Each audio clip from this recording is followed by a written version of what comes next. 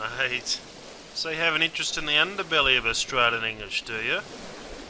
Well, mate, as I've said before in the context of other words like bastard, bugger and mate, one defining characteristic of Aussie slang is that it's used and embraced by every layer of society. Often that's the very use that makes it Australian. So, mate, for example, the Prime Minister's just as likely to say "G'day, mate," and he just has to be fair dinkum about it, as anyone else. But is that true of all slang? Well, mate, as it turns out, there is some dinkum Aussie slang that the Prime Minister is unlikely to use. And I'm not talking about swearing here, mate, because I'm sure that every Prime Minister we've had is more than capable of making a sailor blush behind closed doors. No, mate, what I'm talking about is use. What's use, you ask? Well, mate, if I walk into a room and there's one bloke there, I'd say, "How you going, mate?" But if there are two or more blokes in there, then I could say the following if it took my fancy. "How you's going?" Or, for example, mate, if I see my best mate down the shops, I might say, "G'day, mate, what are you up to?" But if I see a few of my best mates down the shops, I could say, "G'day, boys, what are yous up to?" Oh, mate, the most famous use of all was when one of our boxers became champion of the world. When he was being carried out of the ring, dripping blood and sweat, he raised his fists in the air and shouted to the crowd, "I love yous all." Can you see what I'm talking about, mate? Use is a way of saying you to two or more people. In standard English, you can be used when you're speaking to one person, we all know that, but it can also be used when speaking with more than one person. In fact, it has to be used. There's no special word for you plural in standard English. But for people who use is just that, the word you use when addressing more than one person. Follow me there, mate? And what's wrong with it? Well, mate, strangely enough for Australia, where you get away with most things, you're considered very rough around the edges indeed if you use. In Queensland, you'd be in danger of being called a bevan if you use. In New South Wales, a westie, and in Melbourne, a bogan. It's just not a good look, mate, and you use at your own risk. But why is it we use? And is there any way of using use without this social judgment? Well, mate, this is the strange part. One of the interesting things I've noticed is how over the last 10 or 15 years it's become very cool to be Irish. Irish pubs have sprung up all over the world.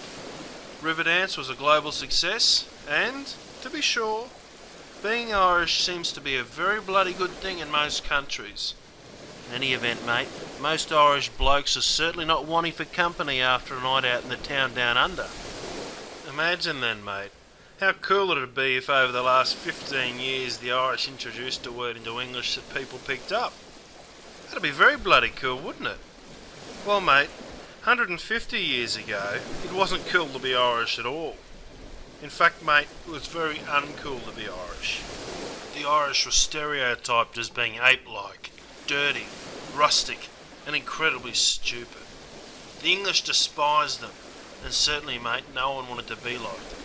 It was during this period, mate, as far as I can tell, when use was introduced into our vocabulary. How so, mate?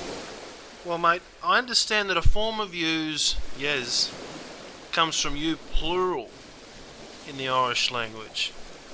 And in that language you had to use yes, or whatever it is, to be correct. Well, mate, by and large the English forced the Irish to give up their ancient language. And given that, it's not surprising that a few Irish expressions and mannerisms slipped into the newly created Irish English. This is one of them. But how did it get here, mate? To Australia?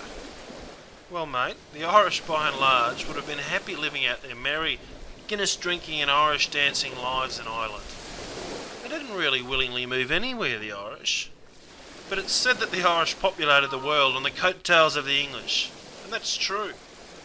They went places either as English slaves or prisoners, or were driven there by poverty.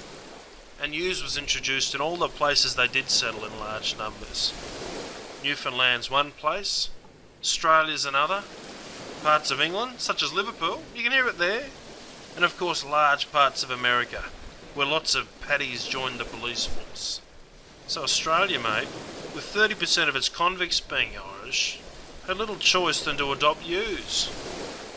And I reckon that because the English hated everything that was Irish, rather than being cool, Youse was very much looked down upon. And it still is, mate, although the reason for this is lost. Well, it's basically still looked down upon, mate. The good news is that thinking about this, I've identified a form of Youse that yous can all use without sounding stupid and bevinish or boganish. That word, mate, is Youse. Most so-called educated people would say they never use Youse. But if you listen carefully, you might notice that if they were to come across a couple of mates, they just might say, "What are yous up to?" Get that, mate? What are yous up to? If you listen carefully, you'll hear the first word is water, and there's nothing wrong with that in Aussie English. But the second word, rather than use, is yous. So, what are yous up to? Rather than what are yous up to? It's subtle, mate, but if that same person was speaking just to one other, he would say, "What are you up to?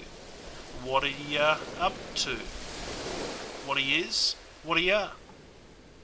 See, mate, Youse is alive and well with lots of people who would swear they don't use Youse at all. Have a listen out for it, mate, and don't be scared to slip in yis and use every now and then to see what the reaction is. And if someone tells you off, mate, just tell them it's now cool to be Irish.